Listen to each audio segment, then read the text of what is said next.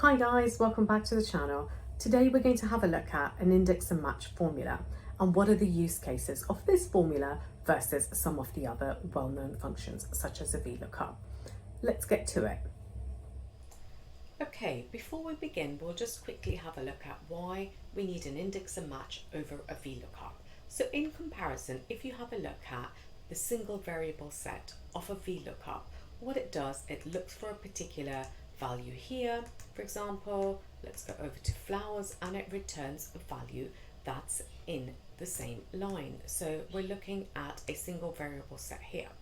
In comparison, an index and match looks at two sets of variables. So we may want to have a look at flowers that might be in the country of Belgium.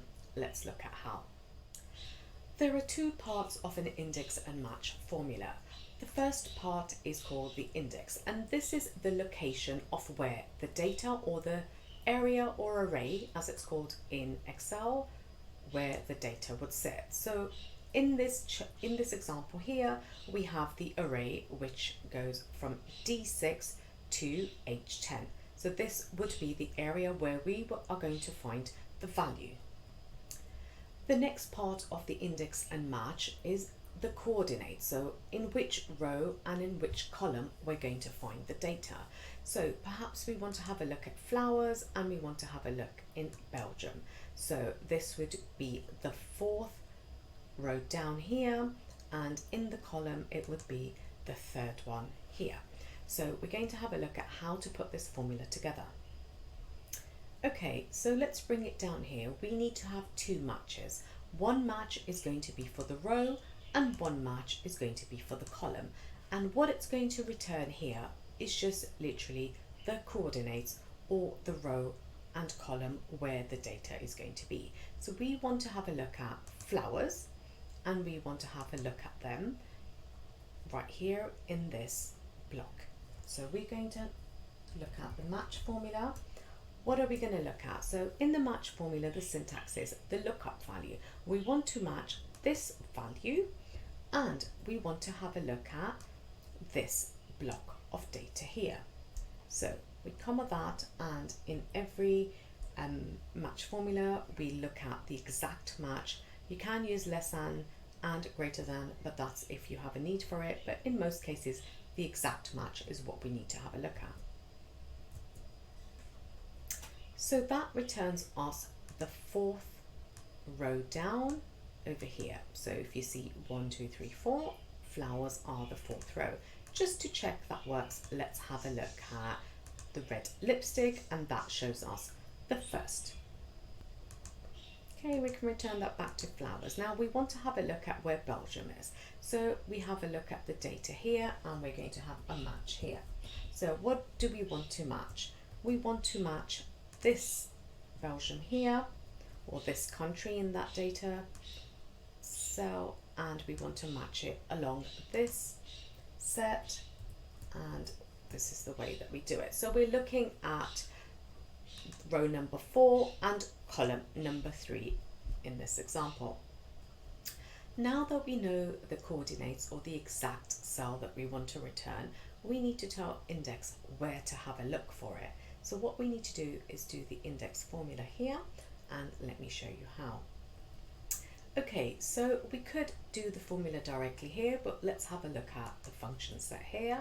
We can just open this and you can search the index formula. For me, it's right at the top.